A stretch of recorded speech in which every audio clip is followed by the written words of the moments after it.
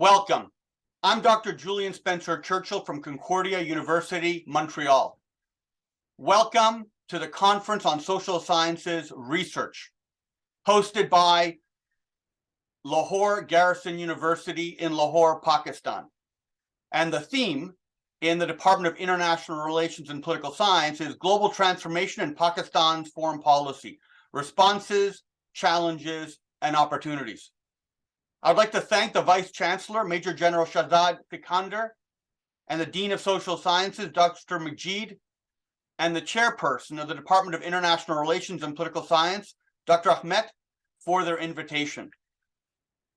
I've conducted over 10 years of field research in Pakistan since the late 1990s, and I've reviewed over 100 dissertations from a half dozen universities, including primarily the Punjab University and Quaid-e-Azam University. And these are some of the insights I'd like to share with you in my years of academic supervision. To start with, I would recommend that we, as scholars of South Asian politics and foreign policy in Pakistan, jettison the whole approach in the Western tradition of realism, liberalism, and constructivism. This is a debate specific to legalism in the North American tradition, the idea that we can use laws to reshape the international system, which failed dramatically with the rise of fascism in the 1930s. And then liberalism focused on the creation of institutions during the Cold War.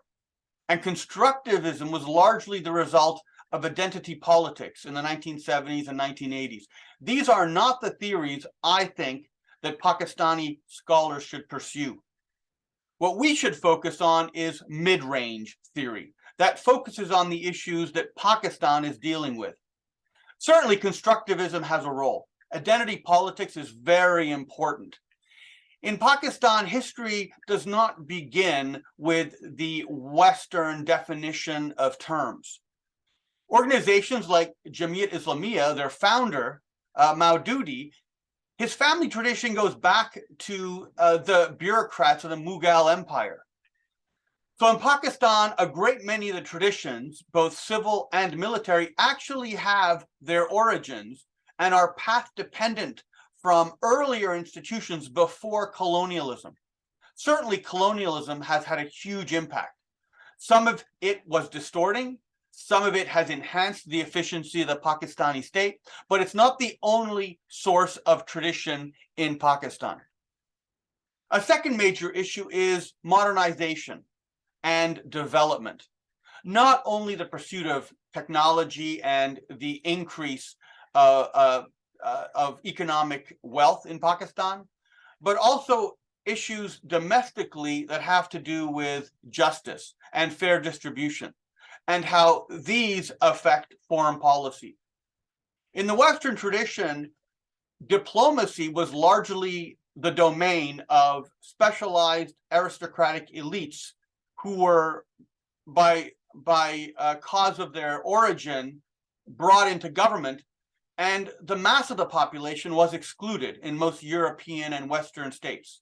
Even in the United States, many of the ambassadors were selected by the political parties for the scale of their political donations. And this goes back to the 19th century. In Pakistan, there is a different history. Pakistan was democratized at the same time as it was modernizing. And this, to some extent, is a very big challenge, because it means that Pakistan's electoral system is exposed to the full range of social movements, class politics, identity issues, and gender issues. And this is not an issue or a range of challenges faced by Western governments, which largely gave universal voting to all genders until after the First World War. So what we also want to do in the dissertations is step past the empirical. A great many of the dissertations I view are essentially compilations of events. These are very, very important, but in my view, they're primarily the responsibility of the historians, who have specialized understanding of historiography and know how to judge where the facts place themselves. As political scientists, we are scholars of patterns. We try to identify social patterns so that we can make predictions about the future. Now, in Pakistan, there's a great amount of variation on outcomes, not only in foreign policy, but in development. Comparing Pakistan just to its neighbors or to countries on other continents shows that Pakistan has a unique combination of factors that makes it not easily generalizable from Western theories. So what we want to do is approach Pakistan not from an empirical standpoint alone, but from a theoretical standpoint. We want to have not a contest of narrative accounts, but a contest of theories. Which theory best explains the particular phenomenon we're interested in? The origins of foreign policy, the variations in foreign policy, the way that foreign policy is formulated by the different interest groups or special interests within society. So virtually every narrative should have a model. It should have independent variables and a dependent variable that is culled from the conventional wisdom, what most people believe. Now, the role of the scholar, of the political science foreign policy scholar, is to challenge the conventional wisdom, to come up with their own new models, to try to solve problems that remain unresolved, or cases that are unexplained, or new novel cases that have not yet been explained. We need to move past the simple narrative and start adopting a systematic positivist approach to understanding what the different theories are and to come up with a methodologically sound way of determining which is the most valid theory that is being proposed. So this means we have to do a very thorough literature review, but not for the purposes of demonstrating our knowledge, but to look for weaknesses. We need to break down that narrative into predictions. We need to be able to predict, especially if our goal is to look at patterns. We also need to be able to explain, and this may mean thick description. It may mean process tracing. It may mean understanding the inner subject value of certain practices and terms. This can be very, very constructivist. So we then have to go on to case selection. And this is where I see the biggest weakness and where there should be a great focus. In Western scholarship, this is an endless debate, and it's certainly not resolved. And so Pakistani scholars don't need to look to the West to try to solve this problem. But we want to choose cases that are the favorite case of the conventional wisdom, the case they always refer to. And we want to test our new novel theories on their old cases. Because if we can show that our new theories outperform the old theories on the favorite case of the old theories, well, then we've done a good job selling the value of our theory, as well as being able to generalize our theory far past the single case we're looking at of Pakistan. But as true social scientists, we're able to expand our theory to neighboring countries in South Asia, as well as to all other states in the international system. Because ultimately, as social scientists, we don't want to master Pakistan. We want to master the variables. We want to know the effects of economic downturns, of revolutions, of wars, of gunboat diplomacy on foreign policy. We want to understand which are the variables that are most valid and which are the variables that don't have that much of an effect. And we do this by testing. Now, we want to embrace the complexity. Certainly, making predictions without variables is foolhardy, and this is a common journalistic practice. But as we as political science scholars, our job is to create the models that back up those predictions. And then those models are portable. We can bring them to different times in Pakistan's history or for different circumstances. Now, the internet so far is quite stupid. We are not yet, as political scientists, under the threat of being put out of a job by ChatGPT. The problem with machine learning is that it doesn't yet make good causal associations out of the mass of data. So we're accumulating more and more data, but the analysis that these machine learning programs can do is very shallow. We still need contemplative association in the human mind to make these connections. And that's why political scientists must nevertheless have a very, very good grounding in history. While, of course, colors don't exist, right? The color red is a creation of the human mind to interpret the light waves and the frequency of light waves in nature. We have to define facts using theory. And so we know that the world is first to be deductively defined. However, we're humans. We're inspired by strange heuristics, by peculiar anecdotes, by analogies. But to be methodologically valid, we still have to translate that into sound deductive theory with independent and dependent variables. And that implies prediction. We should be able to make predictions into the past. We should be able to make predictions into the future. Now, Pakistan is also on its own fascinating, as you all know. It is a puzzle. And just about the biggest puzzle in foreign policy in Pakistan is how the Pakistani state manages to maintain autonomy while simultaneously being penetrated by the major powers. Few countries in the world have to deal, like Pakistan, with maintaining friendly relations and a domestic presence of countries like the United States, China, Saudi Arabia, Europe, and Iran. In US foreign policy, there are friends and then there are enemies or not so friends.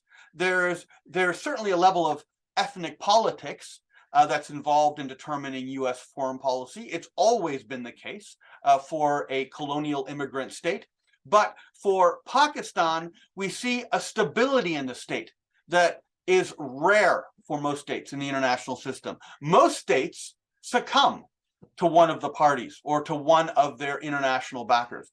Most states end up having domestic parties bought off by the foreign powers. But Pakistan has, despite being a multilingual state and being a multi-religious state, nevertheless is able to balance off through the institutions these often contradictory demands and still maintain its autonomy to maintain its security. And to do this continuously. Where a country like the US will betray wild oscillations in its foreign policy, Pakistan has maintained remarkable stability. And it's not entirely due to the role of the military institutions in demanding consistency. The role of political culture is decisive. The Pakistani military leaves politics so frequently because the military is bought into the democratic system as much as the domestic population. That is a peculiar outcome. So Pakistan is a wealth of puzzles to be studied and to be understood and to be unpacked, even for those who live outside of Pakistan. For those that live within Pakistan, there's a unique privilege to get access to that data. Now, one thing I wish more foreign policy analysts did was study politicians within Pakistan. Politicians are often denigrated journalistically. They're made fun of. They're simplified. They're depicted in cartoons as being ridiculous and inconsistent and being liars. But politicians, in fact, are in some ways far more emotionally mature than us. They do the most difficult game of all, which is reading a room, balancing off the individuals, satisfying as many people as they can to achieve the bare minimum consensus. They will vote trade. They will vote insincerely. They will vote for their opponent's goals because this is their job. They have to vote trade in order to achieve policy outcomes. We have to resist the journalistic temptation to ridicule politicians and to recognize that these are highly specialized individuals who, it's no surprise, when they fall from power, they're replaced by someone very similar because the job demands people who are able to connect emotionally with other people. And so as a class of individuals, we should study more the individual biographies of politicians and treat them systematically with variables. Now, I think the most important role for us as scholars of Pakistani foreign policy is to fight the ridiculous distortions that float around the world about the source and the nature of Pakistan's foreign policy. This is largely the result of foreign ignorance, of cartoonish simplifications of other countries.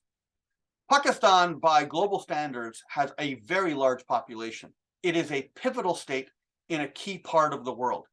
It has very sophisticated institutions. It has adopted a level of modernization, while modernization is always challenging, that's allowed Pakistan to master certain sacred technologies. But this causes concern among other countries. One of the roles that foreign policy analysts of Pakistan should do as a part of their policy recommendations is to show that Pakistan is in many ways a normal country, a moral country, a country with the same aspirations and the same limitations and the same weaknesses as any other country. And I'll leave this final thought with you, and I hope you have a wonderful exchange of ideas at your conference. Thank you.